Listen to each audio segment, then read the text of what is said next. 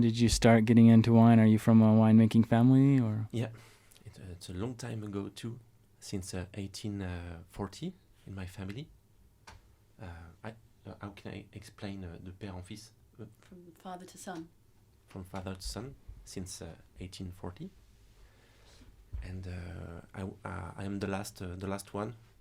My brother and sister didn't want to continue the estate, so I came back after a small experience in other area in France, and I decided to continue the estate and to produce my own production.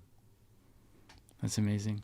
Julien, what about you? Have you ever gotten into winemaking yourself, or attempted to get into winemaking? I don't have the stress capacity to be a winemaker. It's too hard for me. When I saw how they are living and what they are facing, I don't know, confronting, like the froze, like everything, is not good for me. I prefer to be a drinker and a speaker. But you've had experience. You've had experience. Yes. Yeah. I like to go, but 1 or 2 weeks. Just to, and you need, when you do interview about wine, if you want to be, you need to be close to the people who are working, and to understand what is to wake up at 4, what is to be stressed, to work together with other winemaker and all these things. So for me, I'm a spectator. What would you say are some of the challenges in making wine, especially natural wine? Me? You mean? Yeah.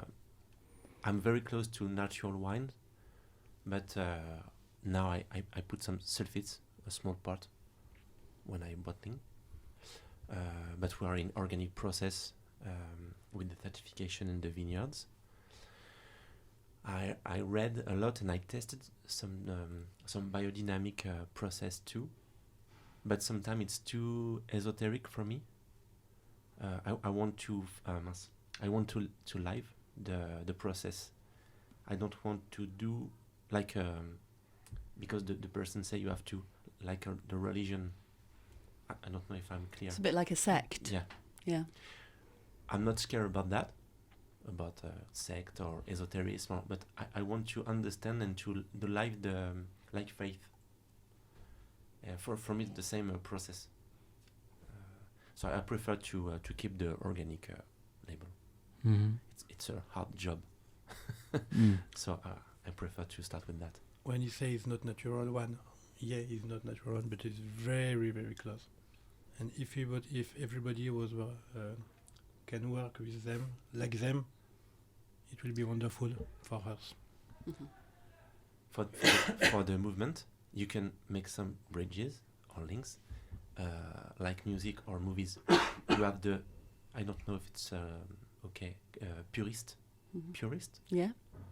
You have the same in the rap or rock, and I don't want to be how to say that I'm natural, because it's you can have very purist, very aggressive purist, or the same for the conventional wines. So I prefer to be just me, organic, and that's all. Perhaps you feel more free in that way. Yeah. Yeah, less pressure for you. For me, yeah. Yeah. And but I think people like the cahier des charges protocol. Yeah. People like protocol, and more I grow up. The older I get. Yeah. Yeah. Older I get, I don't want any protocol. At start, it was security for me, but now there is a lot of people talk on TikTok, YouTube, Facebook, Instagram.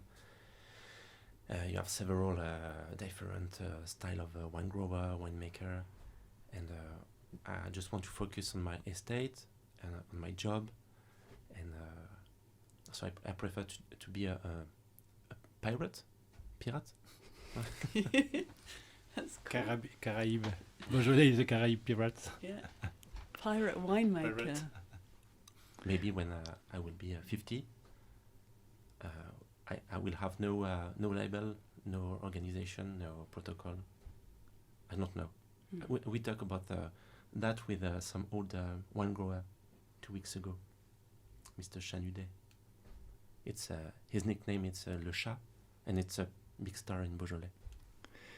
So is it a consistency thing? Is that what kind of are, you find that if you're completely natural, if you're completely, no sulfates or whatever it might be, it's like it's wild, it's like the bottles aren't all, there might be a good batch and then some will, and so it's kind of a way of keeping it consistent. You mean if it's mince, s'il y a une incidence, c'est ça? Non.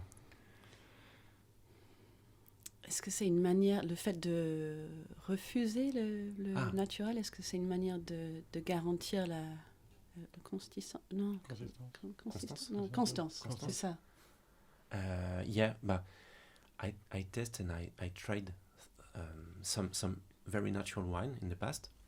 Sometimes it was very good, but I didn't export a lot, so it was very easy to sell. Or when you don't produce a lot, when you don't export, it's easy to talk. It's easy to test. But when you take some risk, when I started to buy some trucks, some mechanics, I had more risks, more plots, and I discover my limit. And sometimes I'm a very stressed person, so when my importers say we had a problem here on this bottle, it was completely oxidized. I